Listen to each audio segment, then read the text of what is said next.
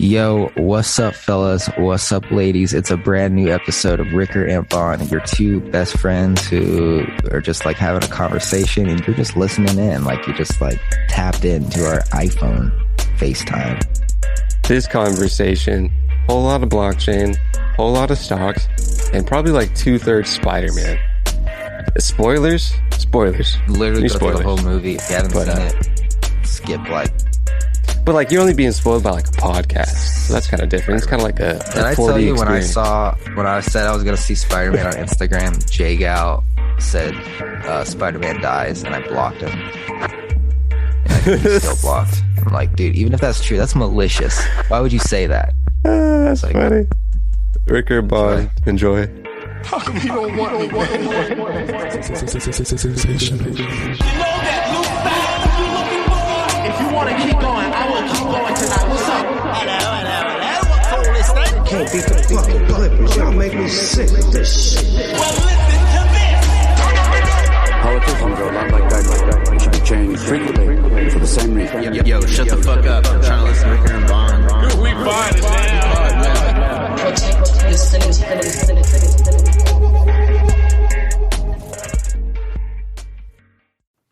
Okay. You hear the errors though? Yes. Wait, Oh, yeah. do it again? No, I don't hear it. No. Oh, yeah, I do. Freaking yeah, dude. Freaking yeah, dude. I just wanna go outside and feel the sun is shining on my better side. I can always have my way, but I forgive my sins. Yeah, baby, that's okay. Jealousy you put on me, yeah, and your feelings way too deep. Jealousy you put on me, that's why your mind's up right. Jealousy you put on me, yeah, and your feelings way too deep. Jealousy you put on me, that's why your mind's up right. Girl, you take it easy, take it slow. You follow me everywhere that I go. I gave you the keys to my soul. FK Twigs live in my room. I wonder when she started making music that didn't suck. It used to be like super experimental Yeah, stuff. I was gonna say. Wow, dude, you can't say her artwork sucks. Yes, I can. I can have an opinion on someone's art. Never. She was she the one with the kind of cool cover art on like Kanye's album or something? Kanye's imprint. Who's that? I'm thinking of. I don't know. I know she has a song with Kanye, and that was the first time I've ever heard her like. I'm thinking of whatever shakes. Harlem. I know who you're talking about. Harlem Shake. That's it. 007 shakes or something. Yes. Vanilla shake with fries. A total of 8 shakes is how you pronounce her name. How old do you think FK Twigs is? I think she's 30. 34. Where do you think she's from? Like Chicago or something. Gloucestershire. She's from Gloucestershire. I can't even tell you what continent that's on. Gloucestershire. Where What she's the from? hell is that? That's just an Where? old man saying Gloucestershire. That's where she's Excuse from. me, where did you say you were from, ma'am? Gloucestershire. Okay, we're gonna have you step in that line over there.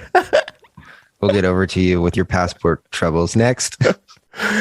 She's from. Yeah, this woman's flying to a place that doesn't exist. Can you help her out? What the? Yeah, she says she's going to Chittenham, Gloucestershire. I don't know if she had a stroke or she kind of just lost it at the marbles down the way. It's from England. She's from England. Our planes don't fly to Gloucestershire, man. I don't know what kind of air vehicle you think this is, but there's no place called Gloucestershire. I don't know what to tell you. You want to take like a 17-day bus ride to get there. Okay, that makes sense, I guess. Gloucestershire. It's I mean, I'm looking at the map, you know. You and I both know exactly where England is, and we can picture it in our eyes. Yeah, I think she was dating that guy that played the vampire in Twilight for a little bit, and then they broke up, and she was really sad. Wait, but not the werewolf? No. The pale boy. Edward Cullen Edward Cullen, is yes. his character's name. Yes. Oh God. That had its day in the sun, didn't it? That was like That was a moment. Was zeitgeist, dude. And then after everybody just copied that book series about vampires. Same thing with 50 Shades of Grey. Fucking sex books for women got popular. His name is obviously Robert Pattinson. How old? And height. He's from 37, Gloucestershire. 6'2". I wonder if they were friends before. She's like, I'll never find another guy from Gloucestershire again. Yeah, there's only two of them, and the other one's your dad. So you better be nice to Robert Pattinson. He's 35, 1 year older than a fellow Gloucestershire citizen, F.K. Twigs. Height 6'1". He's 6'1"? Interesting. Yeah. So yeah, she's been around for a minute. First time I heard her sing something poppy was on Kanye's song. Her name's Talia. Talia Deborah Barnett, Does but in an English FKA accent. stand for anything? Stands for just, good morals, principles. Fuck out of here, Twigs. There's an A at the end, probably of here or something. Ricker and Bond, everybody, coming to you live from Gloucestershire. Live from Gloucestershire FM. Yeah, we're back. It's another beautiful day. The crypto market is looking bloody. Yeah, there's like 12 different headlines of cool crypto things because everything's red and everyone's like, oh God, this is the time where we put out new things, headlines. This is an excellent time. I'm just going to say bye, but I don't have any money to make some content about crypto crashes. Yeah. Everyone's like, what's going on? Don't worry. Bon Jin is here. What's going on? I don't fucking know. It's fucking over. Everybody fucking sell. It's a lot Honestly, it's something, but I've just been too lazy to like dig into it. Something with the Fed or something? I don't know. Well, right now, crypto is basically held up by hedge funds that have made it go up very high in 2020 and 2021. And so super correlated to stocks right now, or more correlated than in the past, about like 30%. People are just scared about taking it out. Well, my theory for stocks right now is that the government is stopping purchasing bonds, aka quantitative easing, which has made prices of stocks go high. They're winding that down right now, so there'll be less money pumped in via purchasing of bonds. Plus rate hikes this year of interest rates by the federal government, which makes money more expensive to slosh around. And also, people taking profits of I think corporate, some entity gets things after the calendar year. You might see some of that, but it's a lot of interest rate hikes that makes loans more expensive to have. All the tech stocks that people thought they were smart about buying are like -60 right now %. It's Nice. great. I love it. Nice. First taste of red, dude. It's first taste of red ever. Nice. Oh, so refreshing. I'm glad I'm not the things that are red, I still have a very strong conviction over, which is cool. Rather than everyone buying random things and being like, oh, this easy money right here. I'm not even worried about, well, most of these I hope get wiped off the face of the earth, but the good ones will be back. You're talking about crypto assets? Yeah. Yeah, buddy. This is a good opportunity for me to not fuck up my stock portfolio like I did last year. Fucked it up. Fucked up my shit. Yeah, that was the time to get super easy gains. That's probably the easiest gains everyone will ever see for the next 10 years. probably the easiest gains in history. It's like everyone won the lottery. It's cyclical. It's happened before. But damn, it was fast this time. It's never been that fast. Wish I had hedged. I mean, with Yeah, what? I What, might you have. gonna buy a 2-year bond, dude? Nah, I would have Or just bought take a profits? what about like a year, maybe not even a year, maybe like 6 month put options on like a bunch of shit. I'm good off in 2020, you mean? Nah, probably like back in November I would have done it. November of 2021. Yeah. On what? Probably index Zoom? index Peloton? funds.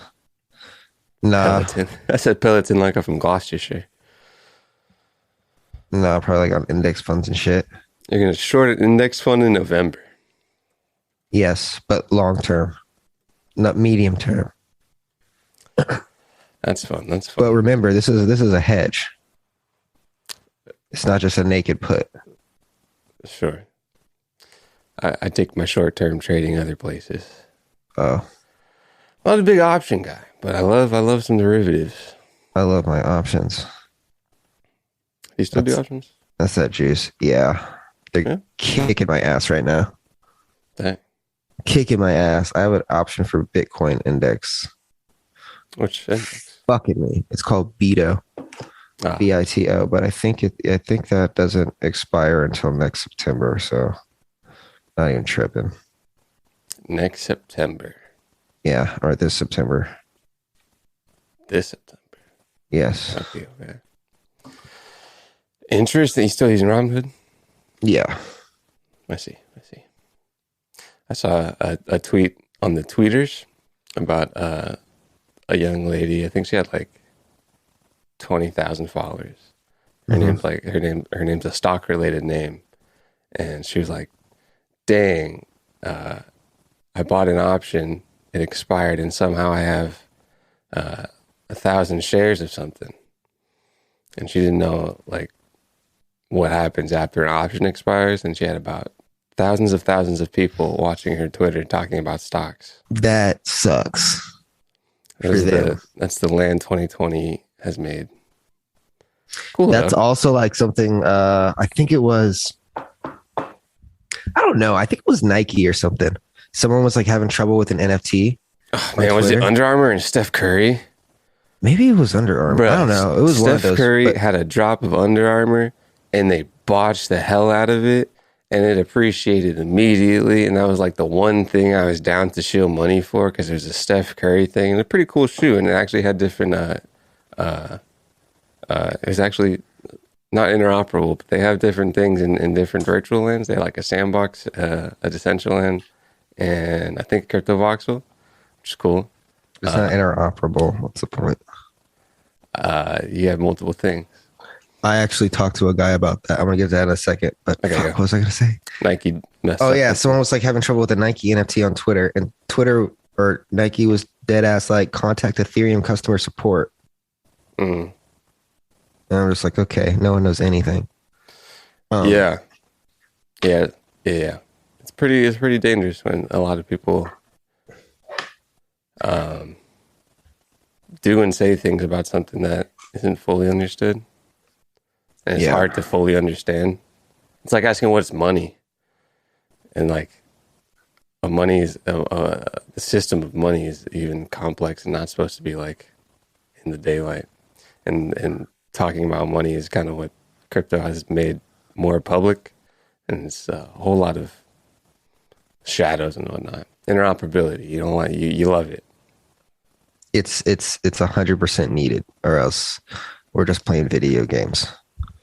Some guy Yeah. was like, "Hey, I want to build a ticketing service for NFTs." He called me. Everybody does. Yeah, but I want to It use has. a private. He was said, "Should I use a private or a public blockchain?" Public being like Ethereum, private being building his own. And I said, if you're going to use a private blockchain, you're just building Ticketmaster, because what's the point? That isn't bad, Yeah, it's not but bad, you are using it. it's things of the past or something else. centralized, but it is bad because it's still slower. Like blockchain is still slower than just Ticketmaster You're facilitating building all the a bad transactions. database if you're just building a private blockchain as it is right now. Yeah. So I was like, at that point, it would probably be cheaper for you to just go that route than, unless you want to be public, and because that's literally the difference between Web 2.0 and Web 3.0. You know, like you're coding for Web 2.0 if it's private, sorry. I kind of disagree. Why? Because you can still have private things that are based on crypto logic. You can. It's I understand Web3, a lot of it, especially in the public, is like ownership of public services. But you can also make services for companies that will have to be private. If the blockchain's private and not everyone can see what's going on there, like let's say you're the company and you have a private blockchain and I have like an NFT on your thing. It's not really mine, because at any time you can just be like, I'm taking this from you. You know, this is my blockchain. Like there's no consensus method. It's all internal. So it's not really mine. So it's Web 2.0. Are you saying the company is mine? Is that the one you're talking about? I'm saying you're the company. You issue me an NFT. With Web 3.0, well, most of these companies are probably making like a service or an app, or keeping track of things. Like if you have a mortgage company and you're doing smart contracts, you might want that to be a private blockchain. Yeah. Well, it depends on what data you want on the blockchain, because like mortgage, like real estate stuff is typically public anyway. So you probably want that on the public blockchain. You don't think there's no private data for real estate anywhere? Well, yeah, like your social security number and your banking info is private. But like if I want to look up who owns 123 Main Street, I can just do that on Google. You can. I'm thinking of reasons why someone would have something. Well, because think about it. If one company controls the blockchain, a private blockchain, which is technically decentralized, if one company has control over it, that's centralized. Yeah, there might be cases where people want to have a centralized database.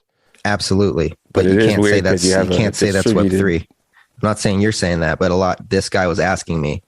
He's like, I have a Web3 company, private or public. I said, if you go private, you're Web2. A lot of people want to say Web3 with blockchain stuff. Yeah, they're not like a thing. It sounds like, hey, I got a .com thing. Yeah, they can be separate. Blockchain's like blockchain exists already. It's a boring database. But yeah, it's just a ledger. Not on one computer. Have you been asked literally what is Bitcoin? I think so. Yeah, I just say it's digital property. It's basically accounting. Yeah, you're getting a receipt on a database. And that's what I was talking about when I was thinking about when people ask, like literally, like when I'm sending something, when I'm sending a Bitcoin to someone, what am I buying and receiving? You're basically just moving around numbers on a database, which is weird because it sounds like it shouldn't exist, and it's like a weird scheme. Which is why I bring up the question of what is money, which is weird in itself again. Like when you send $50 in Zelle via Chase, what are you sending? You're sending computer code. But with Bitcoin, you're sending exclusive access to that computer code. So it's a little different. So sure. I send you $15 on Zelle. Zelle, Wells Fargo, Chase, everybody has their dirty paws in it. I send you $15 in Bitcoin. Only you have access to that code that's in your wallet, and no one can like take it from you. What's the code? What is it? The code is just like computer code, whatever Bitcoin's written in. I don't know what language it's written in. What? It's weird. You're pushing around receipts of a supply of code. Isn't that like what we do anyway, just pushing value around. Correct. Which is why it gets heady when people say, well, what am I sending in Zelle? You know? Just updating a spreadsheet. Yes. Like that guy said last week, it's just a big ass spreadsheet, and these banks just hire a bunch of people to keep it safe. Yeah. But with Bitcoin, you don't have to hire all those people. I mean, you got to pay a bunch of computers in Bitcoin. Oh, yeah, you pay in transaction fees, but it's definitely a lot less than employing millions of people around the globe for cybersecurity reasons. What code is Bitcoin written in? C++. I don't know C++. That's funny. The most important reason is that the original Satoshi code base was written in C++. A system like Bitcoin has extremely strong requirements about consistency and behavior. All nodes on the network must accept and reject the exact same blocks, or we risk a fork. Shout out Bitcoin Cash. Shout out Bitcoin Cash. Yeah. What's his name? Vitalik just said Bitcoin Cash is a failure. It was. Yeah. Well, there's some people that love it still. But that's why there was a fork. Some of these headlines that were just yeeted out into the public because everybody was scared of things. Coinbase and MasterCard, Cash App integrated Lightning Network, Intel is making a Bitcoin mining chip, and a fintech housing startup is doing 100% BTC-backed mortgages. I liked MasterCard and MasterCard Coinbase the most.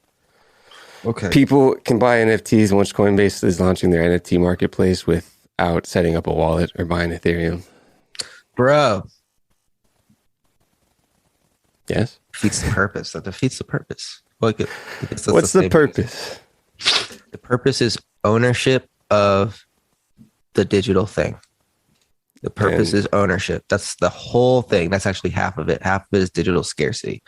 Someone uses a credit card to purchase the NFT, but it's still an NFT. It's still on a blockchain of Ethereum. No, it's not, because most of transactions on Coinbase are off chain.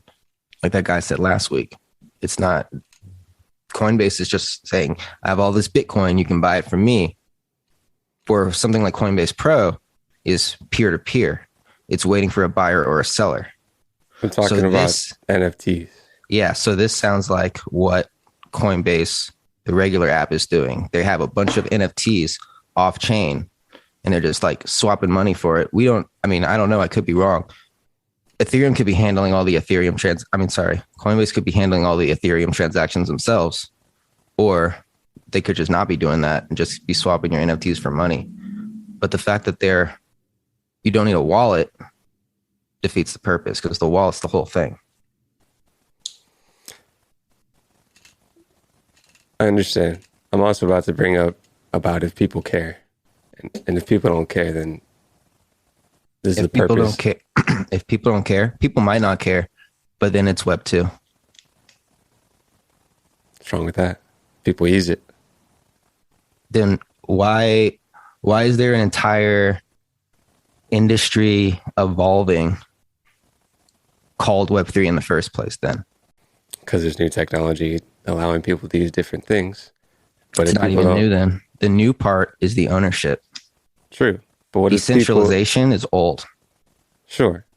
What if people don't care and they say, I want to do things on Coinbase, and a wide majority of people, and that goes towards more adoption of people?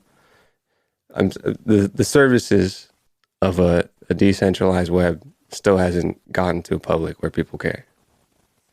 Yeah, people don't care, but I'm just saying that it's not what everybody's saying it is. That's like somebody reading a book and saying, I'm reading on the internet. No, you're reading a book. I agree. But it makes people, it gets people towards that service. My thing is, if there's I don't even know if calling, well, I guess you could still call it an NFT. I don't know the technicalities of it. I don't know how they're distributing it. I don't know how they're storing it. I don't know what NFTs are being sold, if it's from OpenSea, if they have their own marketplace. Pretty sure it's their own marketplace. So it might be very, very, very Coinbase based, which is funny. But I'm not sure the specs of it. It's interesting you don't need a wallet. Non-crypto natives get into NFTs without wallet and first buying Ether or Ether tokens. You see, that is like, so when somebody asks me what's the point of NFTs, when there's a product like that, that makes me also say, what's the point? Because if it's something like OpenSea, I can explain why the technology is so cool. But in this case with Coinbase, I'm just like, you're just buying a picture. I don't know if you own it. I honestly don't. Well, you might. I mean, OpenSea is still like a company, Coinbase-esque. Well, OpenSea's NFT transactions are on chain. So OpenSea is just a platform, right? That makes it easier to trade. So you don't think Coinbase is going to have on chain NFTs? I don't know. It doesn't sound like they are. Why not? Just because they haven't done it with anything else. Well, just from what you just read, it doesn't sound like they are. And I understand why they're doing it, because it just makes it easier and faster. And you're right, wider adoption, but it's not like, that's not what makes the technology cool. A little piece of exclusive code that you own, and you can see you own it. Verified to own it. Via other computers and transactions. Unless you buy on Coinbase. Then Coinbase verifies. Coinbase is the verifier, in which case, centralized. What are they using to verify stuff? It's just Coinbase being like, this is verified. You know, it's like a fucking OpenSea project verifying a project, like saying this is the official one, when it really doesn't matter who verifies it. Whoever buys the most of the project, that's the real project. The same thing in terms of like Web 2, Web 3, people are talking about with, I'm stoked about this. I'll bring it up first and then get into that talk. Microsoft bought Activision for $69 billion. Let me check on that. Damn, how much did they buy? What's that game for? Minecraft.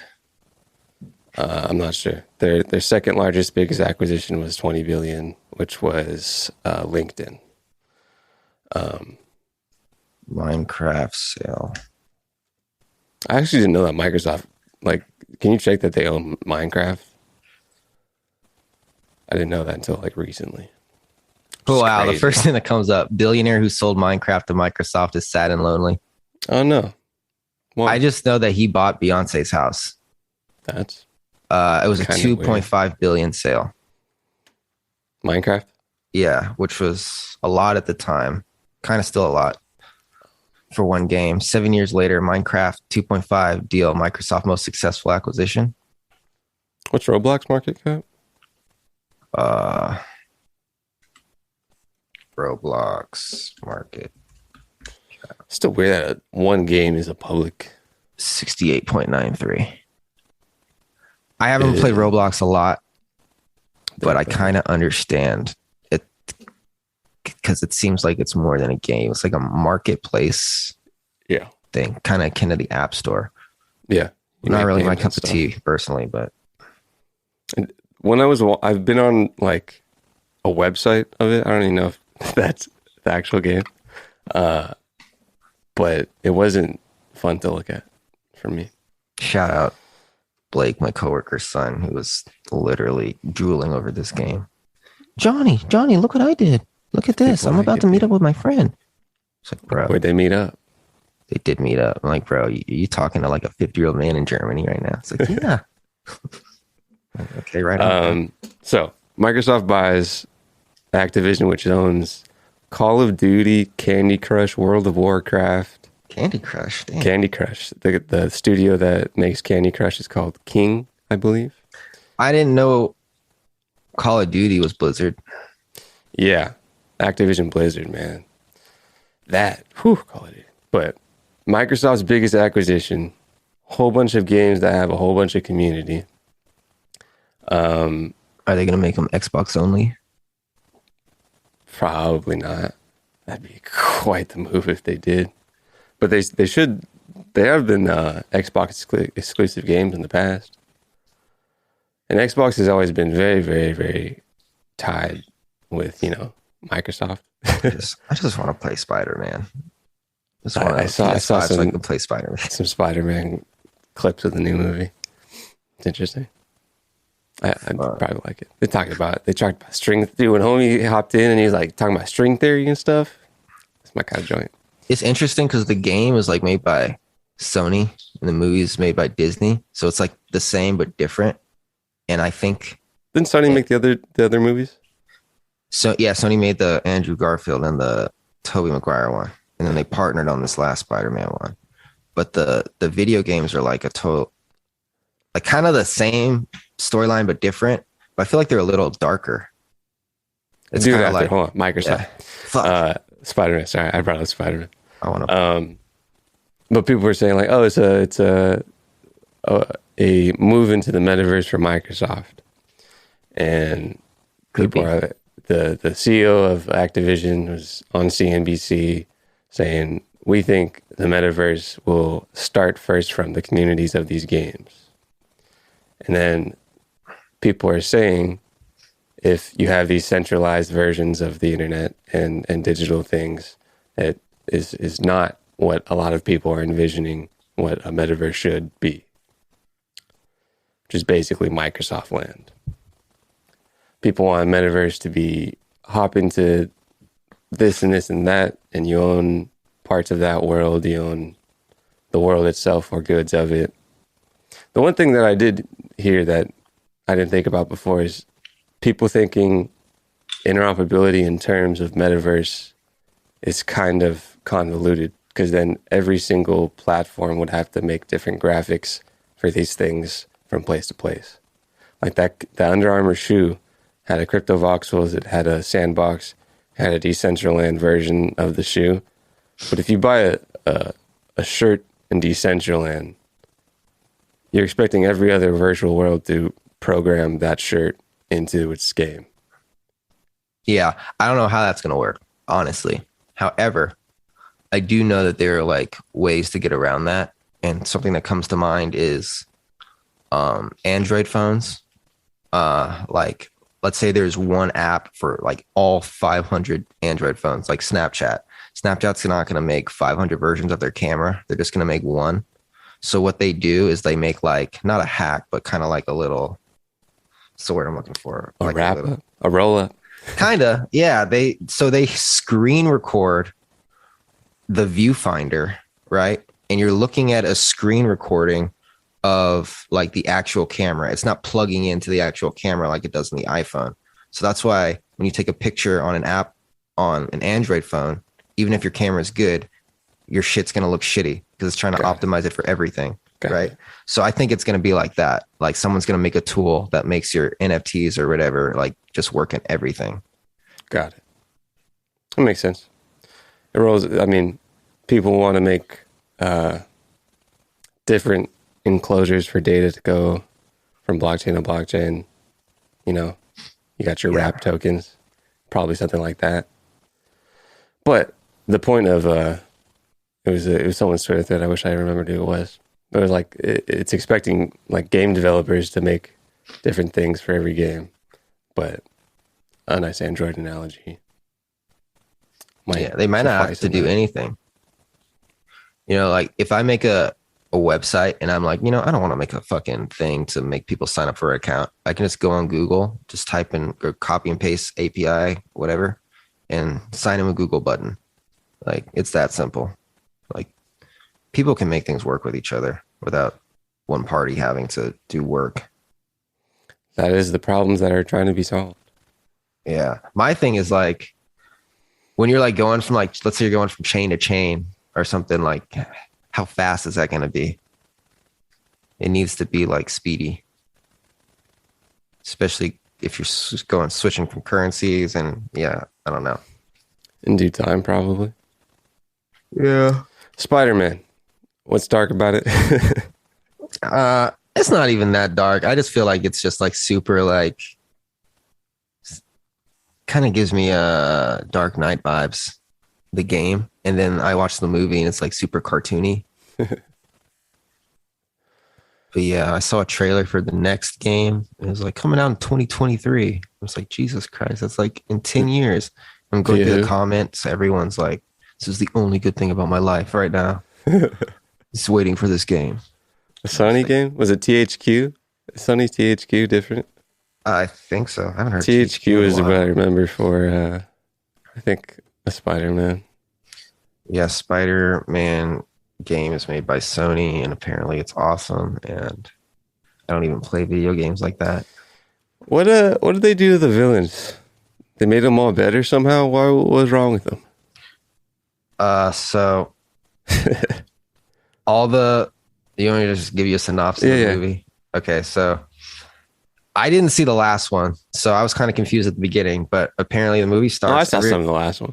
Yeah, maybe you can fill me in. Everybody knows that Peter Parker is Spider-Man because I guess he killed Mysterio. Yeah, well, Mysterio had a thing, and I don't know what the thing is, but he made everybody know. Okay, so now everyone's like, "Oh, Peter Parker is Spider-Man." Yeah. And so Spider-Man's like, "Yo, this is fucking up my life." And Strange, what's up, man? Help me fix it. Well, really, and I think like I don't know, this is kind of weird, but his friends didn't get into college just because they knew him. They're like, "Oh, it's too scandalous or whatever," and he's like, "Oh, I feel bad." Why? Yeah. What twisted it to be him a villain? Well, everyone was like, "Oh, you're a murderer because you killed Mysterio." So I guess they liked Mysterio. So people still think of Mysterio as the good guy. He had like I think it's like some kind of technology mist that he augments things on. Yeah, I gotta see the second one. But yeah, so he goes to Doctor Strange. He's like, "Yo, this is fucking up my life." And Doctor Strange's like, "Don't worry, bro, I got you." And they're doing a spell. And then Peter's like, well, first he's like, "Can I go back in time to make sure it doesn't happen?" And Strange is like, that was also like time. That whole scene, like a really like cool scene, was like 5 minutes of it was a trailer.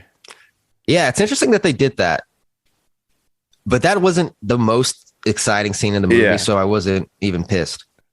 But I mean, before that, I think he even said like, "Yo, that's like the whole movie." Before it came out, it seems like yo, that might be the biggest thing ever.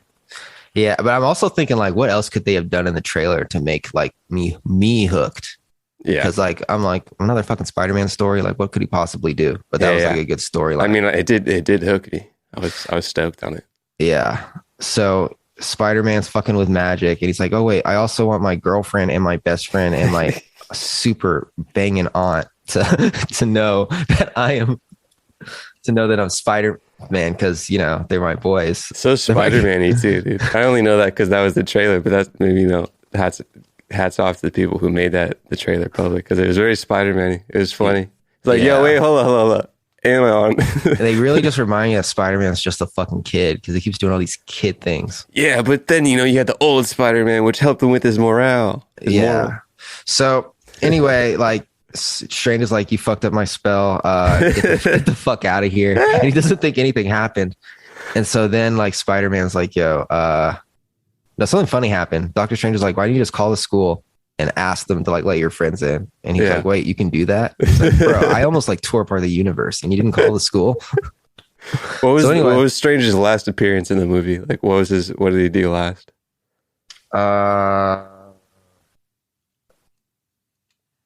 He was in the last battle. So I'll get. Oh shit! It's important, so I'll get to that part. So fucking Anyway, Spider-Man's doing his Spider-Man shit, and then Doc Ock from the first series arrives, and he's like, "Peter Parker, where's my machine?" And Spider-Man's like, "I've never seen you before, guy." They're working on Solar. Yeah, I'm like, "Bro, like I've never seen you before. How do you know who I am?" And he's like, "Stop playing around." And they're fighting. Like, "Yo, cut it out, dude." And then Doctor Strange. Oh no! Then the Green Goblin shows up and like just fuck shit up.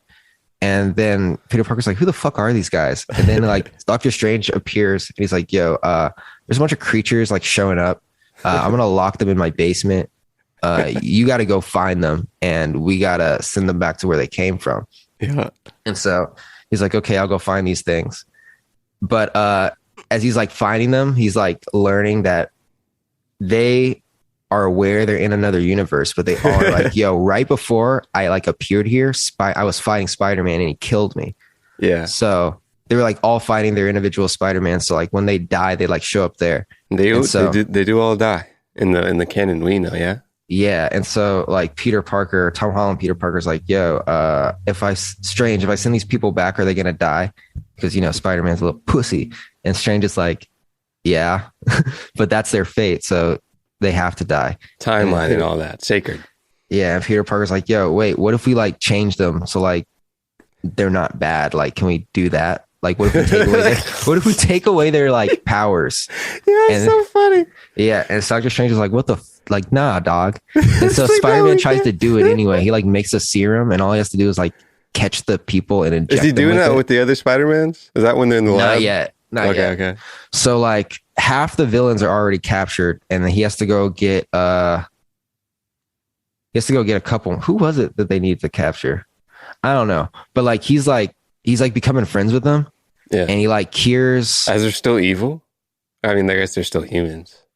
Well, they're kind of fucking with them because like he's being super nice to them. Yeah. And so he cures Doc Ock, and Doc Ock's like trying to help him cure the rest. But then the Green Goblin's like, nah, like actually this isn't a curse, this is a gift. And he like fucks shit up. And then the Electro guy's like, yeah, like this is fucking crazy. He like gets Iron Man's heart thing. He's like, this power is nuts, bro. And I love how it all ties back to the arc reactor thing. Because even Doc Ock from the first movie mentioned it too. And Iron Man wasn't even involved. The like, box? The arc like shit in Iron Man's chest. Mm-hmm. Like I guess that like powers everything, even Spider-Man's suit. So yeah. And they make Peter Parker really smart in this movie too. They make him like a little Tony Stark. Yeah. So anyway, like they're all fucking shit up, and then Green Goblin kills Aunt May, and Spider-Man's like, I was a little fucking pussy. Like I should have killed these fuckers when I had the chance. Now my aunt is dead. Now I'm gonna go murder all these fuckers. And but he was doing the right thing, perhaps, you know? Yeah, now he's very much like, oh, it's not my responsibility. Like, fuck them. Wow. And then Aunt May, of course, hit him with great power comes great responsibility. And then she died. And he's like, nah, fuck that. I'm going to fucking wipe the floor with these fucks. And then, so fucking his fat friend, Ned. Yeah. By the way, remember when I said Ned wasn't in the comics? He is. But he's the fucking like next version of the Green Goblin called the Hobgoblin, right? And they reference that in here, but I'll get to that in a second. So he gets fucking Doctor Strange's cape or whatever. So he's kind of magic. Nice. So he's like fucking around with like portals and shit. Yeah, and he opens one and Andrew Garfield comes in there and he's like, yo, like, yeah, my fucking theater was going nuts. My spider sense was tingling. Is that annoying to you? What's your take on the theater clapping? Do you see it like opening night? I didn't see it opening night, but I thought it was a day after it came out. Maybe like the week after. Okay. I thought it was cool. Sure. Especially like for people that didn't know, like it would have been a nice surprise. But yeah, and then fucking Peter Parker, the first Peter Parker, like comes out too, and he's like, "Yo, I'm looking for these guys. Can you help me find them?" And they're like, "We're looking for our Peter Parker." And so they find Peter Parker. He's simping on top of a roof, and he's like, "I'm gonna go murder these guys." And then the old Peter Parker's like, "Nah, don't kill him." Yeah. When someone killed my Uncle Ben, I murdered the guy that did it, and I thought it would make me feel better, but it didn't. And so what happened? Yeah, in the first one. I didn't know that. And then that's cool because they were talking about like the oldest Spider-Man is like reliving his past of what not to do. Yeah. And then there's this scene where fucking Andrew Garfield, because apparently in his movie, he tries to save his girlfriend because she's like falling from a building and he like slings a web. She snaps her neck and dies. Yeah. And so there's a scene in this one where he's saving Zendaya, MJ, and he doesn't do that. He like grabs her and he saves her and he starts crying. He's just like, oh shit, I saved her, but my girlfriend's dead. Anyway, further to the end, the last battle, it's Green Goblin and Tom Holland Spider-Man. They're kicking ass, and Tom Holland's about to murder the Green Goblin, like literally about to like stab him. And then Tobey Maguire's like, no, don't do that. He like stops him. He's like, we don't do that. We're Spider-Mans. Like Spider-Man doesn't murder people. He didn't say that, did he? He didn't say that, but you could see it in his eyes. And then right when he stops him from murdering Green Goblin fucking stabs him in the back. Yeah. And like, it's like, well, that's what you get for being a pussy. And then, does he die? no. So like fucking, I think it was Andrew Garfield. Someone does some fucking kung fu shit and is able to like cure the Green Goblin. And I think it was, I don't know. But then what's his face? The Spider-Man that was stabbed doesn't die, but he's like in pain. He's like, oh, I've been stabbed before. But yeah, anyway, fat friend Ned is talking to old Tobey Maguire Spider-Man, and he's like, do you have any friends? And Tobey Maguire's like, I did, but he turned into a villain, and then I killed him, and he died in my arms. And then fucking Ned is like, goes to Tom Holland and is like, bro, I promise I'll never turn into a villain and try to kill you. I'm like, oh, okay, that's just setting up a future movie. And then I Googled his name, Ned Leeds. I'm like, oh, this guy's the fucking next screen. He's the Hobgoblin. That's why it makes sense that he's getting all these fucking powers now. Was Hobgoblin Franco? It was Franco that was the Green Goblin's son, right? Yeah, I think they tried to make him like a Hobgoblin creature, but the real Hobgoblin was this guy named Ned Leeds, who worked, I think, at the newspaper with Peter Parker. Yeah, so that'll be an interesting story. Dope. So yeah, sick synopsis. I think they're gonna fucking make what's his face the host of the Oscars. Tom Holland. Yeah, which is weird because this is like a fucking superhero movie. I mean, it kicks butt of other movies usually.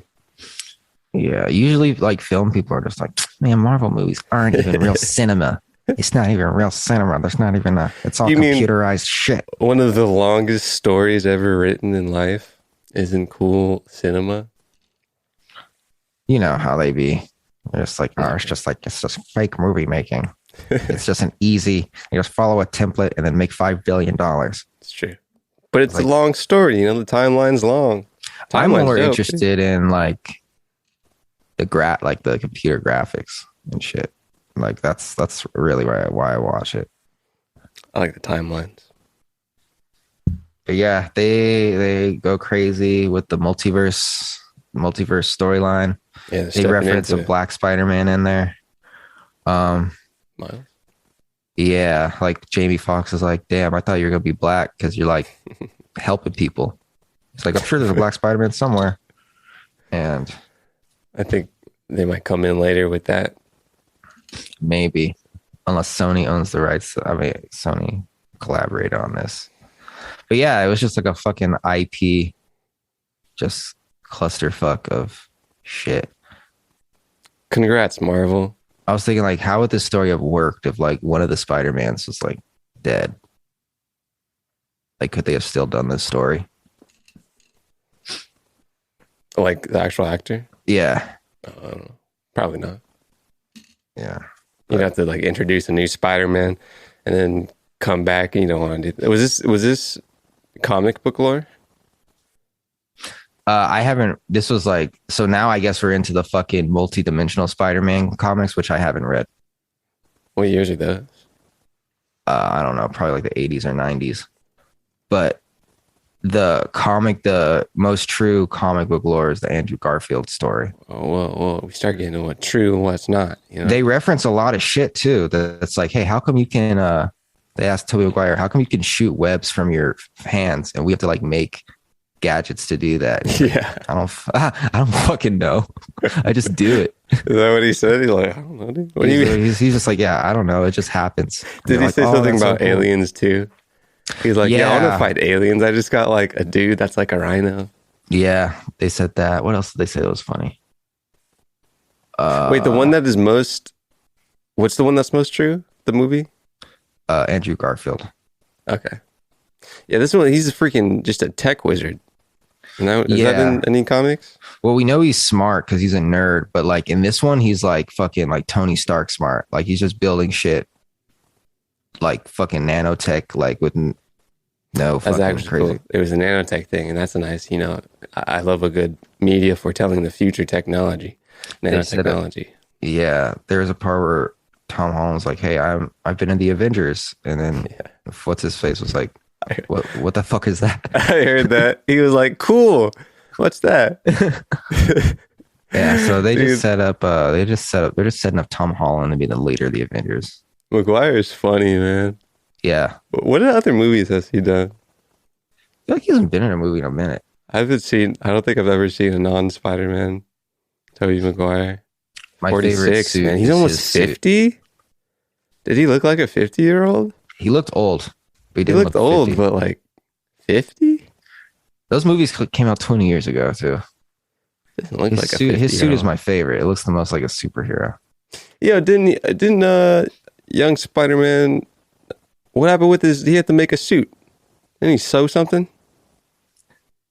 At the end? Which one? Tom Holland? The young one, yeah. Did he sew? Not in this one. Because Tony Stark made his suit. That's why I can do all that cool shit. At the end, was he sewing something? I don't think so. Okay. I don't know what he was doing. They were trying to make a cure. Yeah. Or something, but yeah. Tobey Maguire, born in Santa Monica, also, but now lives in Gloucestershire. Jennifer Meyer. The Disney Spider-Man looks so much like a cartoon. What do you mean? It's like why does the 2001 Spider-Man look more realistic than the 2022 Spider-Man? Probably because he's actually in a suit. I mean, it's given the same because they had this issue with Black Panther when they would fight, when there would be like animated characters fighting. Yeah. It seemed extra fake because there was like no weight to the characters, so it seemed like they were just floating. So it seemed like, yeah. I guess you could attribute that to Spider-Man's agility, but like still, like it just doesn't look like it's a real person because CGI. But the other movies also use CGI, and there's like it still seemed a little more realistic. Until like Iron Man, there wasn't a lot of movement of suits. You think so? Because I just watched the Spider-Man 2, like some clips, and I was like, dude, this movie was like groundbreaking for its time. Was there a lot of moving parts of suits? Yes. Spider-Man suits? What's he doing? He's like running around and jumping and shit. So you know what I think it is? I feel like even for the easy stuff, like running and jumping, they'll just animate that. But then for the old movies, they only animated what they had to because like it was probably more difficult and more expensive. So they're just like, we're going to try to film this with a real person. And Disney's like, we got the budget. Just sketch it out real quick. Yeah, what is Columbia pumping out? Columbia's that the screen. It's the Sony Pictures thing, which is Columbia and the lady, and she has the ring around her. Yeah, Columbia is the movie studio under Sony. And are they pumping out now? You saw Columbia intro and like everything. I don't know what they make. I feel like they still make superhero movies. Venom, which I think is coming to Marvel, which is Disney. Oh, they make a lot of shit. They made the Morbius movie. What is that? I just saw that. It's another Marvel thing. Is it? Yeah. Biochemist. What I say about media, man. Come on now. Try to cure a rare blood disease. Come on now. Trying to get longevity or what? Jared Leto? I thought, we like Jared Leto now? He freaking... Jared Leto is interesting because, like, isn't he in a band? But now he's also a fucking actor? Like a respected actor? Well, he did Joker, yeah? He did Joker, but he was in like 30 Seconds to Mars or something. He's like the singer. Yeah. I remember watching a documentary on him, and he was like, he came to LA because he was homeless. He was in Requiem from a Dream, dude. Do you know that movie? I know it's like a very... It's a heroin thing, but he was in that. He was he was in Dallas Buyers Club. I think his music and acting aren't super disconnected in terms of time. Yeah, it 30 says Seconds he to had Mars. early acting before even like a music thing. I think he probably moved to LA to do acting stuff and then made a band. Really? Um, I think the band was first, if I remember correctly. he It landed a started in role 1998.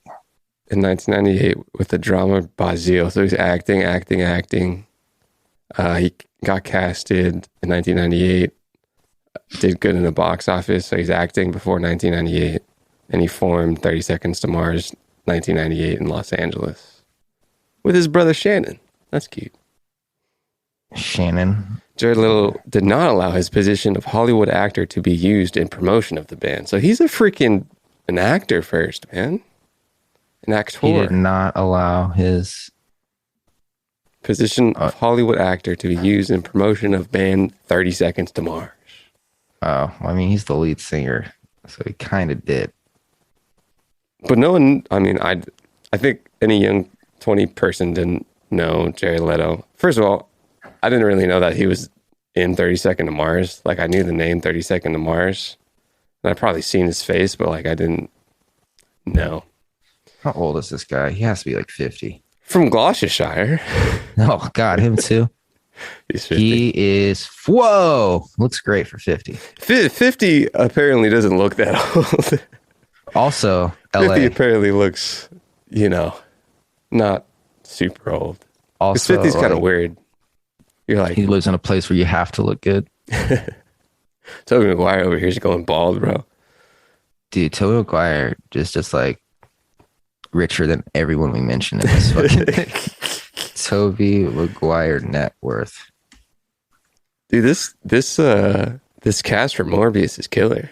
Have you seen those old videos of Tobey Maguire going crazy on the paparazzi? Probably. It's just like, dude, he doesn't have that much money. Jared Leto, Michael Keaton, Matt Smith of Doctor Who fame. Shout out Doctor Who. Tyrese Gibson of Fast and Furious fame. And kind of weird Instagram promotion thing. Just weird stuff. Jared Harris, don't know him. Who's do you think the richest person in the Marvel actor is? So many people. I don't even know. One is like significantly richer than the rest. Think about it. I'm looking at Marvel actors. You got Robert Downey Jr., Chris That's Evans. the one. He's the richest. Oh, you shouldn't say that to me. Yeah. That's probably. You would have guessed it. Who else would be That was richer than definitely him? a top. Why? Just because Iron Man?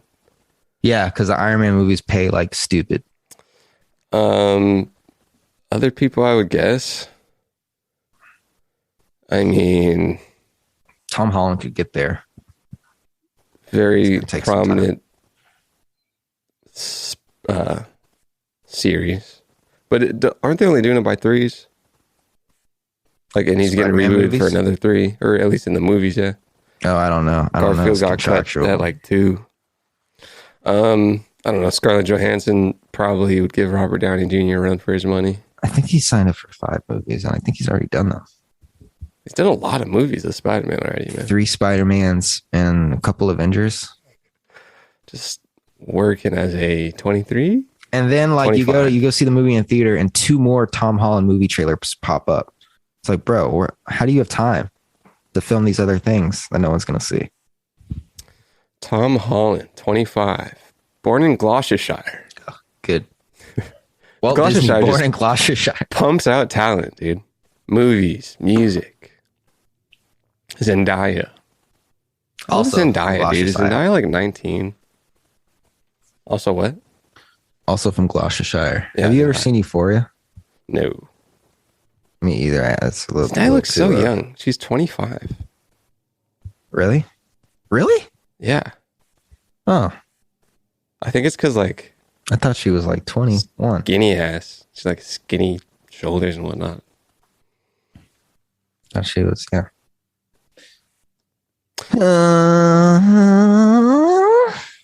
What'd you say just before that?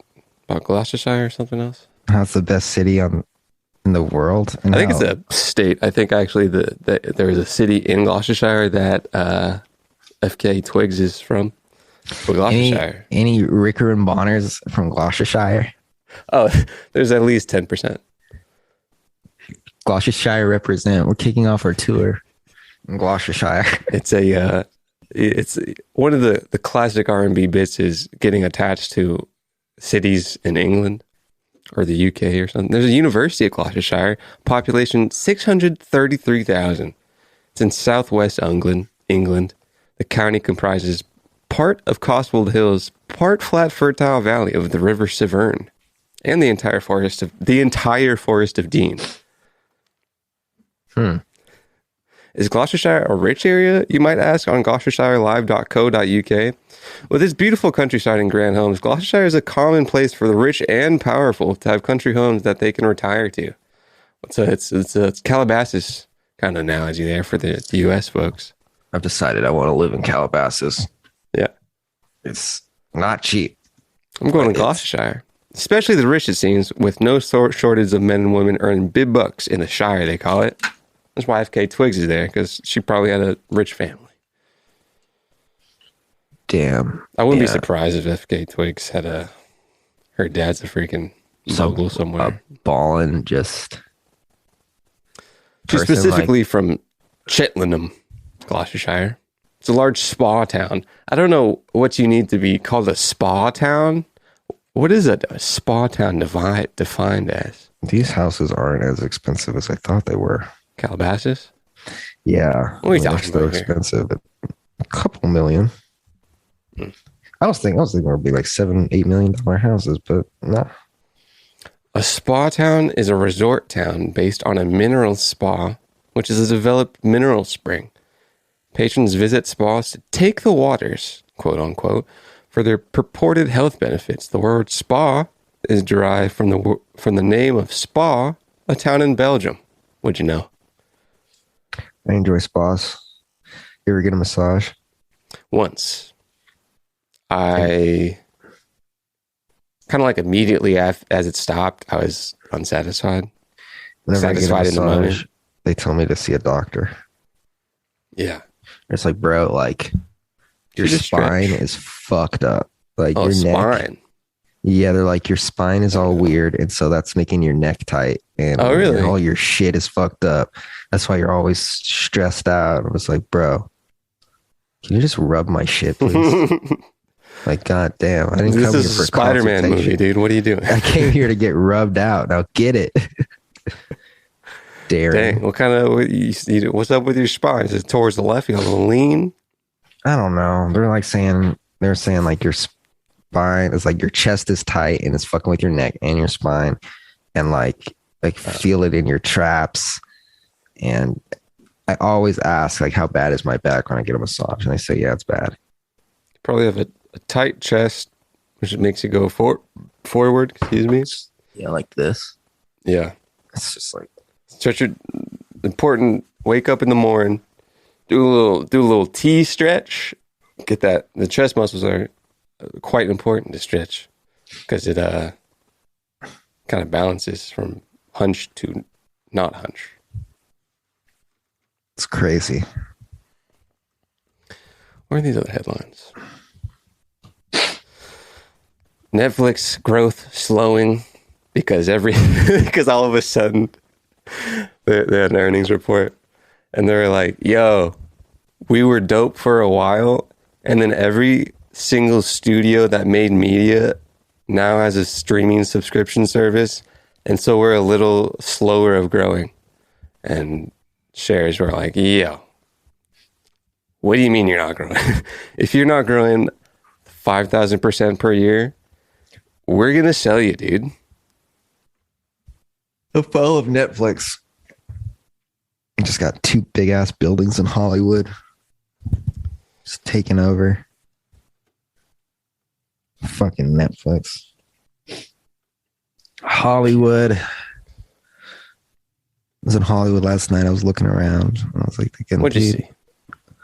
what if it was like 150 years ago and there was just nothing here? It was just like flat, plain lands with some mountains. Would I be like, this is where I'm gonna make movies? This is the spot. I'm gonna make my little Paramount Studios pictures. I'm headed west from Louisiana. I'm gonna make my silly little mouse cartoons right here in Burbank, California. Where was The Disney tech that made animation, was that California related at all? I know Disney started, I forgot what state, somewhere like east, and then they moved west to Burbank. Not because of the tech, but I think because all the movie studios are opening over here, because I believe the weather is just perfect. And well, there's your reason. yeah, and just fucking everybody. That must have been an interesting time. It's like, yo, we making movies, dude. Hey, do you also want to like do bad stuff too for the rest of like 100 years? Yeah, movies. You want to just like entertain the world, movies and TV. And I just realized, like, why is everything like in that cluster of LA? Why does the city end in the word wood? Hollywood, Westwood, Brentwood. Like, is there a reason? Let's look it up real quick. Also, like back in the day when there was only like 15 people in the county and they were like establishing cities, were they just like, hey, by the way, did they just like take a 5-hour horse ride to the coast and be like, hey, by the way, you're in LA County. And if you disagree, we're going to kill you. This is like everything, like as far as you could see to the mountains north. Like this is LA. This is our county, the county of angels, bitch. Like, how did they enforce that? Was there a lot of fighting? The districting of counties. Yeah. What was it before LA County? I think it was just nothing. It was still like, wasn't it just unincorporated? It wasn't like indigenous people, was it? Well, they're like indigenous people, but like when the Spaniards. When's Hollywood? What time of year is this? I'm thinking like before. I'm thinking like 1800s probably, like when there was like nothing here but fucking churches. But that's not the time of Hollywood incorporating itself, is it? Hollywood, if I had to guess, it would be the early 1900s. Hollywood history. I would assume maybe they did do that. Try to incorporate a plot of land as be like, yo, we want to make things, so we're going to make this our jurisdiction of USA. Who started the film industry? Established by ambitious men like Samuel Goldwyn. Sounds familiar. Carl Laemmle. Sounds familiar. William Fox. Probably not related to Fox. Louis B. Mayer. And 4 Warner Brothers. Harry, Albert, Samuel, and Jack organized production of movies, and Hollywood became standard. Why is it called Hollywood?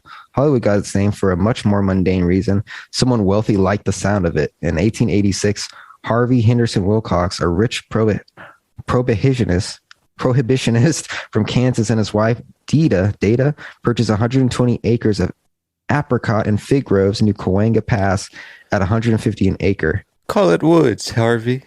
We're in the woods, Harvey. Holy shit. It's like a picture of what Hollywood probably looked like, and this looks beautiful. November 14, 1903, the residents of Hollywood vote to incorporate as an independent city. As a city, so there's probably a little county going on.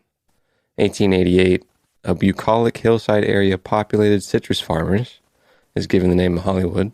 Did you just read this? You on Quora? No. Oh. Harvey Henderson Wilcox and his wife, part of a residential development, selects the name after she meets a lady on a train whose summer home is called Hollywood.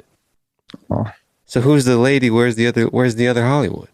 Does she know that a city's named after her thing? It's interesting because West Hollywood's a different city. The lady was probably named Holly. They probably lived somewhere in the woods, and they nicknamed, you don't want to go to Hollywoods? Or like some homie of theirs was like, yo, you want to go up to Hollywoods? Or the woods of Holly, and then she's on the train. And then Mrs. Wilcox over there is like, yo, we just bought cool coastal property, gonna name it Hollywood. Damn, I wonder what's the oldest studio in Hollywood?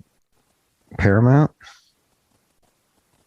In 1910, Hollywood annexed to the growing city of Los Angeles in order to assure a reliable water supply. To this day, Hollywood is a community within the city of Los Angeles. Wait, was Hollywood somewhere else before? 1903, it was an independent city. Oh, I see. And they're like, yo, we need your resources. It was incorporated, incorporated in 1903 as a city. You can't beat 'em, join 1910 'em. community was like, yo, dude, we don't have water. Can we be in you? Please let us use your aqueducts. Can We don't have be the in money you? to build pipes to the mountains. 1911. The first two words of this excerpt is Albert Beach. And if this man named beaches, like beaches are called beach because of him, that'd be something. 1911, Albert Beach paves the way to Hollywood Hills and names Beechwood Drive after himself. I feel like might predate Mr. Albert Beach, 1911. I work for the city, and I can tell you, I don't know how anything gets done. So I can only imagine how building one of the biggest cities in the country, like, how did that work? How was someone like, hey, I'm going to be in charge of creating electricity for this city. Like, no one else do it. I got it. Don't even worry about it. Me and my boys, we're going to like make infrastructure. We just need money to do it. Like, who stepped up and like did important shit like that? Who was like, hey, you know what? We could use some freeways. It's getting a little crowded. One of them was Albert Beach. I mean, I'm sure it comes just from the kind of shared selfishness of needing some resources. Where was the point? Because I'm sure there was like some people that were like, hey, you know what? This is our city. This is our city. Where was the point where people were like, all right, we give up. Like, just call it Los Angeles, whatever. Like, everybody's already on board. Like you the guys land of Los Angeles, or when Hollywood went into the city of Los Angeles? The land of Los Angeles. Because there's a lot of cities around Los Angeles, but they're all technically LA County. Who was like, all right, Los Angeles is the main epicenter. Los Angeles is in control of Pasadena, Glendale, Hollywood, Santa Monica, fucking. It probably had the most business activity. Probably. If you have the center of finance activity is New York and Chicago. That's also where the trains came that were coming from all over the country. So that makes sense. Trains, bro. China and trains. All that fucking. Look up China trains Africa. Oh no. Are they sending people? No slice. What are they up to now? I think I brought it up before, but they are building out a lot of infrastructure in Africa, strategically to kind of have a hold over that area. And trains are the way to do it. Trains are doing it. Trains in ports. So they have I think, I haven't seen it yet, but I think the Daily Show did a segment on China's influence of Africa. Quite interesting. China's gonna take over Africa. Not take over, but like U.S. has like power because we might do things to you if you try to fuck us. I think the British should just recolonize everything. Let's get the Brits back, dude. Bring them back to America. Put them back in fucking Afghanistan. Let's get some Brits on Australia, man. Yeah, like Jesus Christ.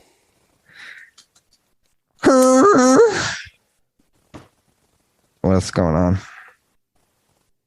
I'm scrolling through the tabs. Just fun stuff, dude.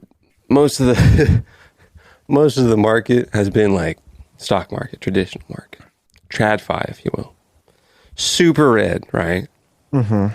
Indices are just being propped up by your boys over there at Microsoft and Apple and kind of Tesla.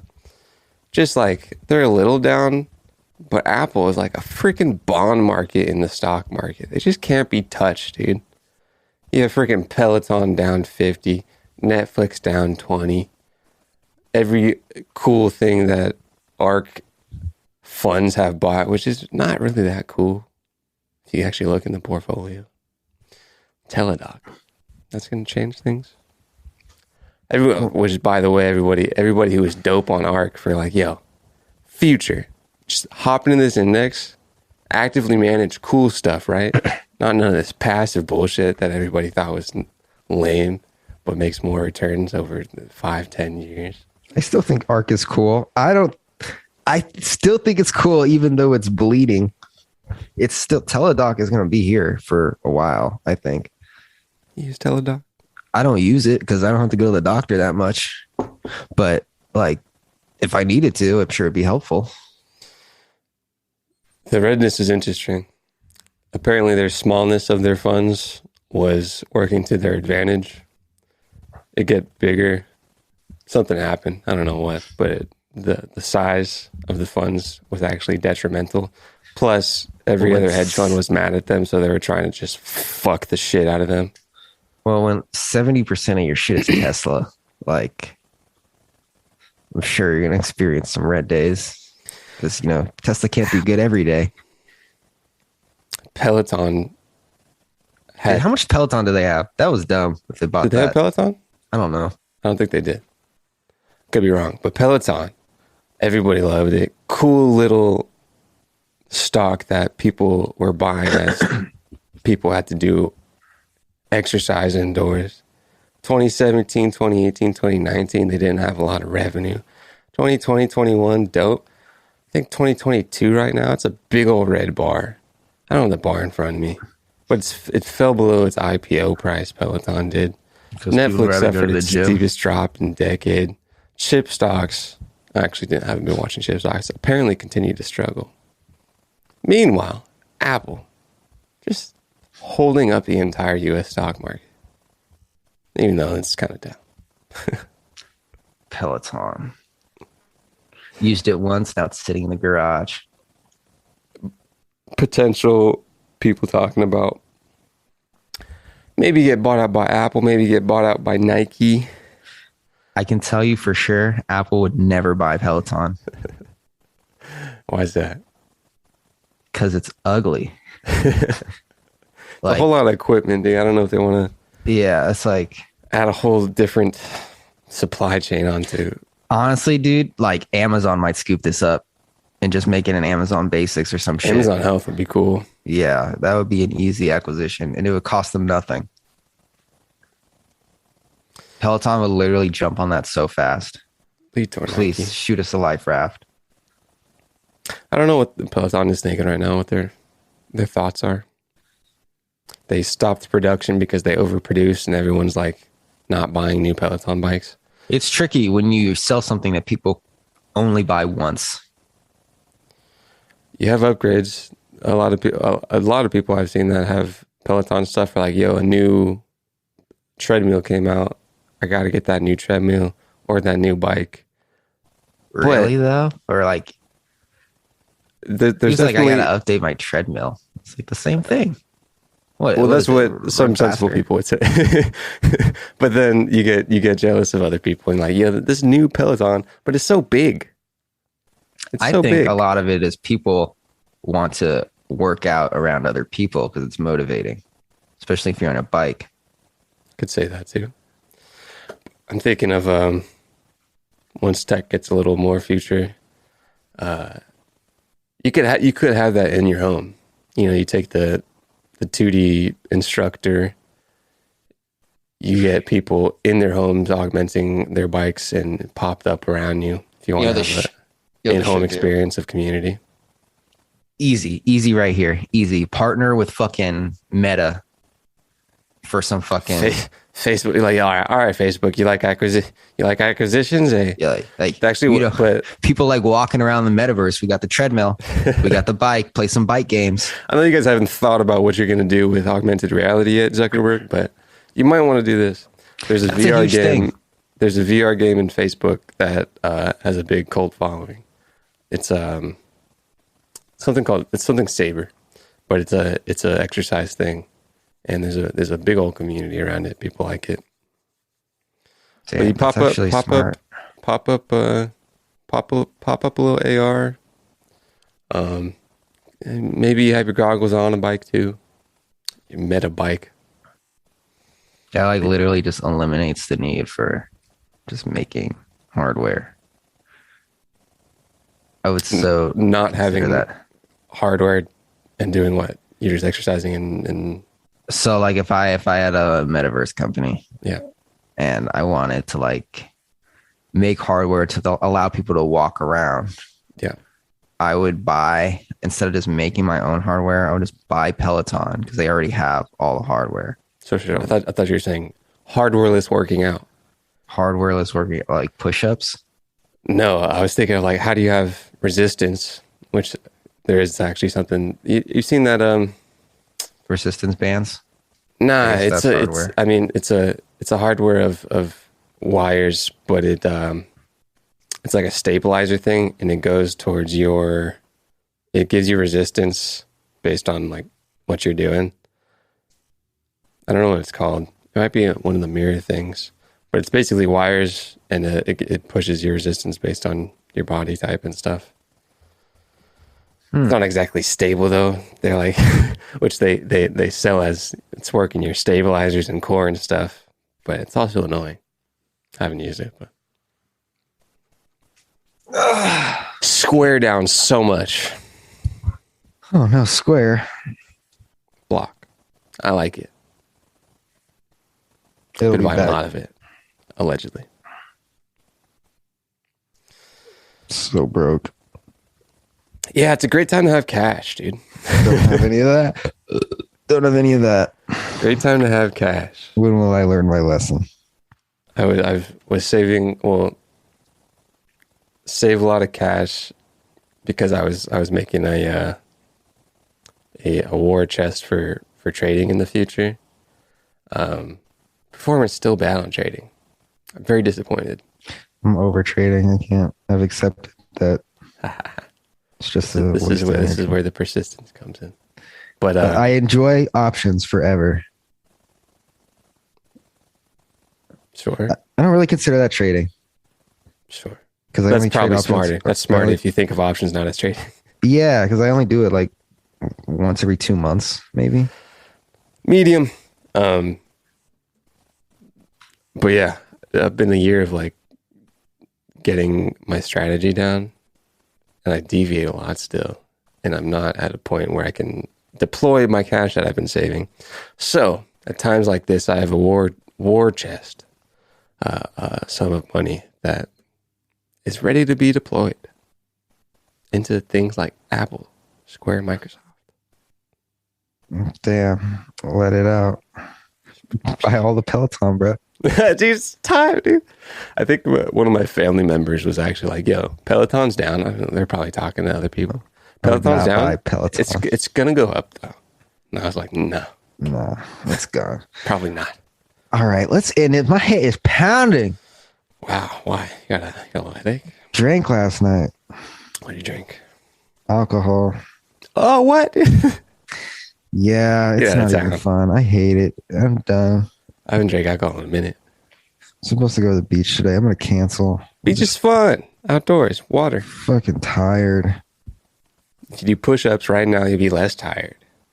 Cold shower. just Still wanna go cold to shower, sleep. dude? Nah, fuck that. It gives you the same amount of serotonin boost, maybe dopamine actually, as cocaine, but it lasts longer than the cocaine. I'm so like, I understand it's like a discipline thing, but I'm so like, bro, if I need to do something, I'll just do it. I don't need to fucking torture myself. Like, Good for I'm your very heart, much too. like, I'm starting to do this thing now where I'm just like, because if there's something I need to do, I naturally be like, I'll do it later. But now I'm just like, fuck that, just do it now. Like, I don't care how you're Do feeling. you say explicitly in your head, fuck you? Or fuck that? I've been doing that lately. It's pretty good. Whenever that creeps in, and I'm like, and I is your inner monologue I don't think frequent? I do that, but it's very negative. I'm very like, if I don't want to do something, I'll be like, Yeah. I'm not a fucking pussy. Let's Yeah, fucking yeah, do yeah. it. That's what I'm saying. Yeah, I like bully myself. I don't think that's bad. I think that's how I am. Do you have a constant inner monologue? Yes. Interesting. Yes. Yeah. It could be from marijuana and voices in my head, but it's all, there's always some. Sometimes it's like, I don't know if this is weird. I don't know if I should be worried. Sure. But sometimes I like need to do something. And like the voice in my head isn't I need to do it. It's we need to do it. Don't think Yeah. too hard. Yeah. I've been like, wait. Don't think too hard about it. Is there another Chill, person? Chill. Relax. Who's in there? Chill. Just let it feel you. It's like, it's me, the Green Goblin. We need to make this video. Don't think Don't too be a hard pussy. about it, dude. Don't think too hard about it. But I don't want to make the video. Do it, pussy. I saw a TikTok of a couple. This chick didn't have thoughts that are words in her head. Like there was no, and apparently that's the majority of people from this TikTok. Symbols or something? No, it's just they have to think out loud. And like I don't know, and the guy asked like, "How do you read?" And she's like, "It's just words." What? What do you mean think out loud? Like, I'm gonna cook right now? Maybe. Like fucking Timmy Turner, how he has to explain everything he's doing? Yeah, they have to face the audience. Apparently from this TikTok, which, you know, very, very science-based, they did research. You know, they looked up a website that most people don't have. They can't hear words inside their head. As we both try to talk in our head. Interesting. Yeah, I kind of feel like that's wrong, though. Can't hear words inside your head. Well, like, so like you don't hear like your own voice inside your head? That's what it was. It was basically saying, do you not hear a voice? And that's kind of, for me, I don't know if I hear, there's no like voice. Have you ever been thoughts. like, oh, I shouldn't do this? Or like, oh, this is wrong or something? Yeah, but it's really not super explicit. Like it's not conversational most of the time. I think some of that comes from like practice of that. I'm somewhat unattached from thoughts sometimes. Yeah. What is consciousness but the universe just looking back at itself? Whatever, Timothy. It's a awareness of itself, though. Yes. Who's Timothy? I was trying to say, well, Timothy Leary made LSD, or McKenna, Terrence McKenna. Oh, Terrence McKenna. I was thinking of one white guy that does a lot of philosophy stuff, but I think consciousness is just awareness of everything that appears, including thoughts, which is detached from consciousness equaling awareness itself. I need to write that down. That was a lot. Awareness, consciousness being the awareness of everything popping up, including thoughts and sensations. But most people will attach themselves to the thoughts as being that is what they are. But some people would like to say that that's not true. Right. I'm not a murderer. I just think about murdering people. Those are just thoughts that pop up, you know? And you are aware of those thoughts, and some would define as the awareness of things happening in consciousness,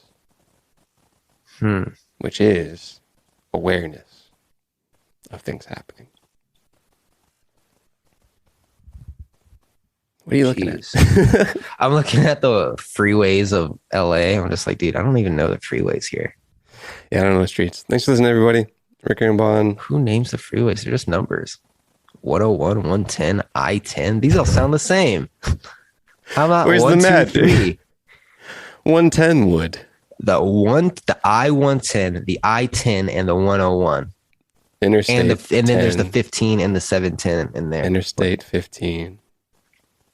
What, are you trying to leave? Are you trying to leave LA, bro? Nah, I'm like at a point where like I know where everything in LA is. I just can't get the freeways down. Because that's the point of driving, where you go unconscious. Yeah, I just like if I need to just drive drunk and just need What's the sentiment around LA lately? You get a lot of people there still?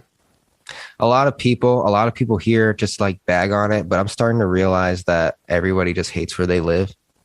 I saw a video about a guy in Denmark, and he was asking people where they want to live, and 90% of them said LA. And he was like, why? And she was like, Denmark is just boring. Everyone's white. Everyone's cold as fuck. Like, LA just looks fun. And then you come here to LA, it was like, fuck LA. It sucks. It's too expensive. There's too many people. It's like, okay, dude, just move. Sounds a lot of like ungrateful, unsatisfied people. Yeah, like anywhere you move, you're going to find negatives about it. And if it's so bad, just leave. Like, go somewhere else. people, I like this saying that people are in love with ideally, I'd love to be somewhere else, but then you get to that ideal, just like wealth and happiness and all that, and which goes back to like meditation and like present moment stuff. You're like, ideally, I'd love a place like this and this and this, and that might make me satisfied. Then they get there and they're like, yo, ideally, it's not as ideal as I thought it was. Yeah. Also, everyone's experience is different. I think like my perception of LA has increased dramatically, positively, because I like the worst part of LA is driving, and I just don't even do that anymore. I just walk everywhere. That's a thing. So that like knocks off so much just bullshit right off. Yeah. And if you know when to drive, like it's like there's not traffic. If I hop in the car right now, it's Saturday, there might be traffic. But if it was Thursday, there'd be no traffic, and I can go wherever I want in 20 minutes. But then people hop in the car at fucking 5:00 on Tuesday, and they're like, "Fuck LA." Like, forced to go to a job that they probably wouldn't want to be at with everybody else. Dude, imagine all the people at 5 a.m. are going to a job that they perceive negatively, and you're just in a traffic full of like negative thought. Yep, that was me. I never really thought traffic as like energy-ish, which makes a lot of sense because it is. especially if your commute's like 45 minutes. That's almost 2 hours a day you're in the car. Just negatively charged people in cars. Yeah. Spewing out CO2. Once I realized that your life is just like, for the most part, you're in control of it, you can change things. You can definitely control how you react to things and what you do. Control how you react to things. I don't even want to talk about this, but I saw a really sad thing. Let's do it. On TikTok, this guy, basically his liver is failing. And he was like, literally like 2 months ago, I was normal. I was active. And now I'm like dying. Like every 5 days, I got to go to the hospital, and they got to like drain 10 pounds of fluid out of me. Super lame. And I was looking at his old posts, like 5 posts ago. He was just a normal guy. Like in October, November, yesterday. I was like, bro, like young too, like 33 maybe. I was assuming you were about to say he's happy. Is he happy? I mean, I'm sure he's not happy. Being unhealthy. He just like explains, and he's like, the worst part is like didn't really like do anything. Like wasn't like smoking cigs or anything. Wait, alcohol though? I don't know like how hard he drank, but like such is life. He was just like, there's a couple things I know like that possibly could have did it. He said, I did some unhealthy stuff in my 20s. Didn't say what it was. And he also said this could be a side effect of medication I was taking. Didn't say what the medication was. But I was like, bro, like that sucks, dude. Medication has a lot of organ things. When I saw that, now I feel like I'm slower to get mad at things. Yeah. I was talking to Sean Lee actually about gratefulness, like only being grateful in comparison to other things. Because in the past, he was like, you can. In the past, he said something, but it's kind of hard. Gratefulness kind of comes in comparing yourself to other situations externally most times. So like you see other people's external situations that are less than yours, ideally. Yeah. And you're like, oh, at least my situation is at least better than someone else's. So there's kind of like a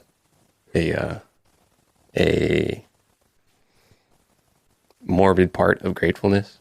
As fucked up as it is, I think that's a prerequisite to being grateful. But my thing was thinking about more just like internal. Like you could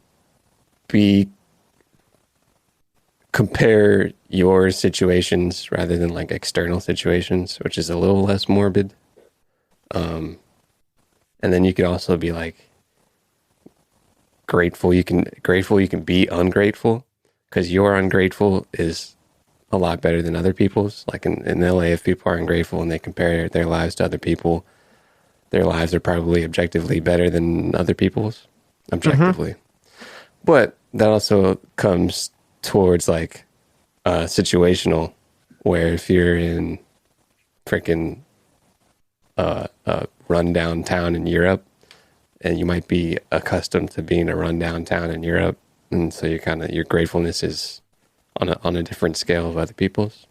Yeah, it's all about perspective. Yeah, which is interesting. I saw something interesting. It said something like if you were born, unless you're like the 0.0001 poorest people in the world, you are living a better quality of life than any king or queen like prior to the 1850s or something.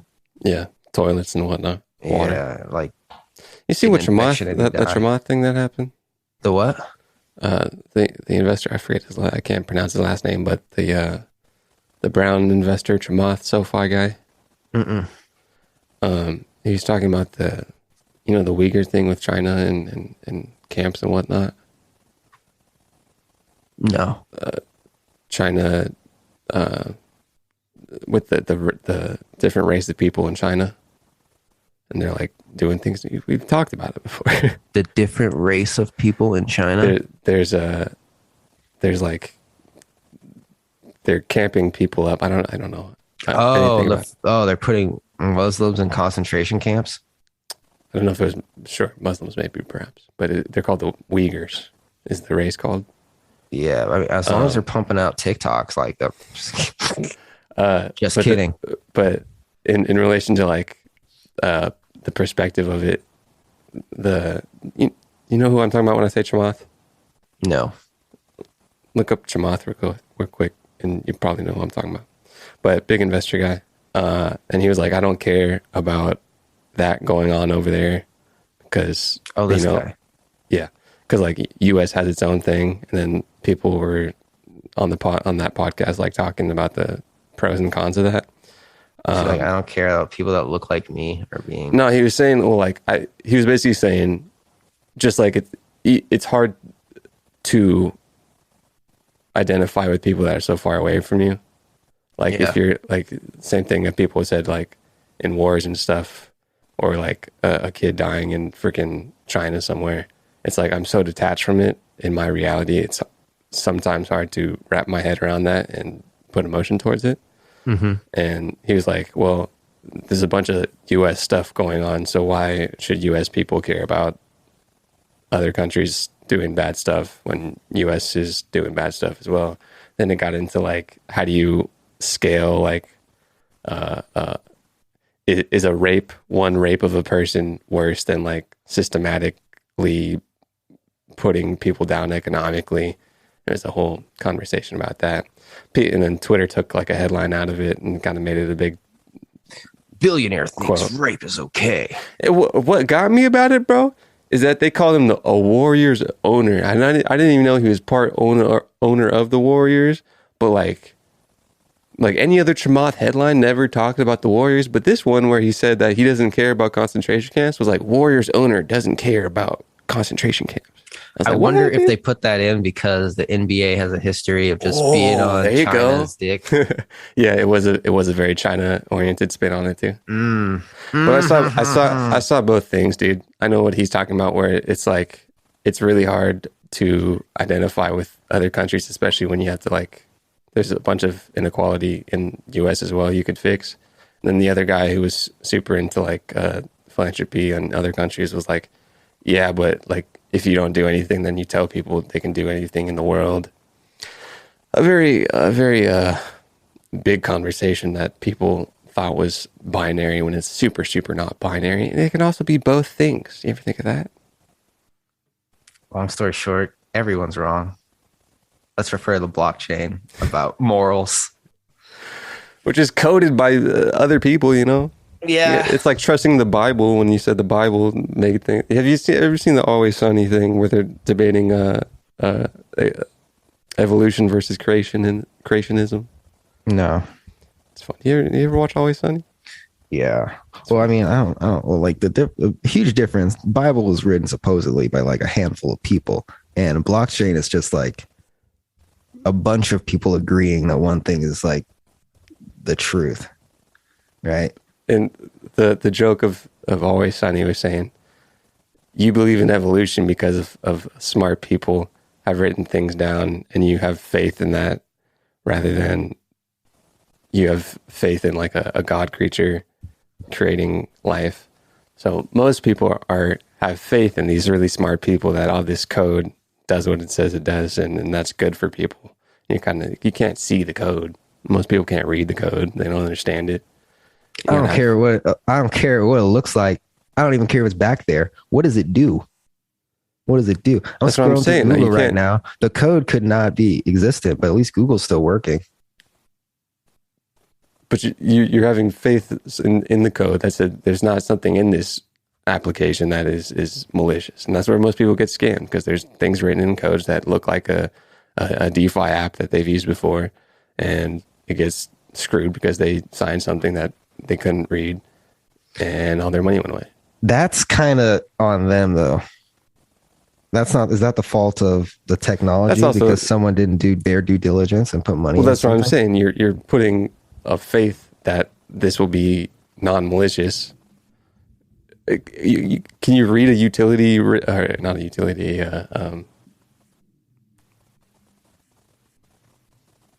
Damn it, brain. The language that Ethereum smart contracts are written in, Solidity. Can I read it? Most people can't read Solidity to do their due diligence of reading what that contract does. You're expecting people to know code. No.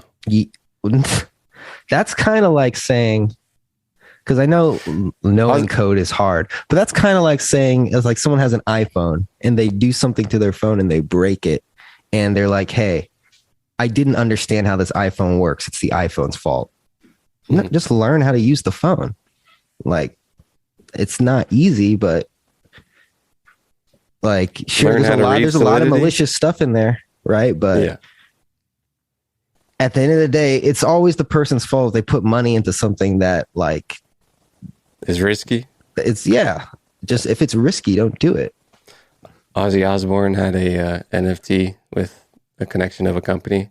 They switched Discords and people got scammed because there was a different Discord link. Links on Discord, man. Links on Discord. Anytime there's like a major shift in a project, I pull my money out. I'm like, this is getting too sketch. That's like a new rule. I had some money in some DAO thing. I went on the website one day and like, they're like, oh, we transferred to this fucking new chain. I'm like, all right, I'm out. Oh, you're on the new chain. You're going to Polygon. Where did they go to? I didn't even bother to like do it. I'm like, okay, who knows? Who knows what's going on behind the scenes? That's what I'm saying. But it's like, when you get to that point, it's like, okay, I'm smart enough to be like, all right, I don't want my money in this. Yeah. Like that's on the person. Risky stuff, man. And, but that's what I'm saying. It's still not completely trustless. Like, there's still people making things. Well, you can use the trustless technology to make scammy stuff, Like, they're using the trustless technology, the peer-to-peer technology, to make something malicious. So that's like, it's like, if I shoot someone with a gun, is it the gun's fault or is it my fault? Well, it's the person who made the gun. Come on, everybody. The world is complicated. Just be a good person and try to do things that are nice. Yes. And drink water. I drink water too. Good day. Love you.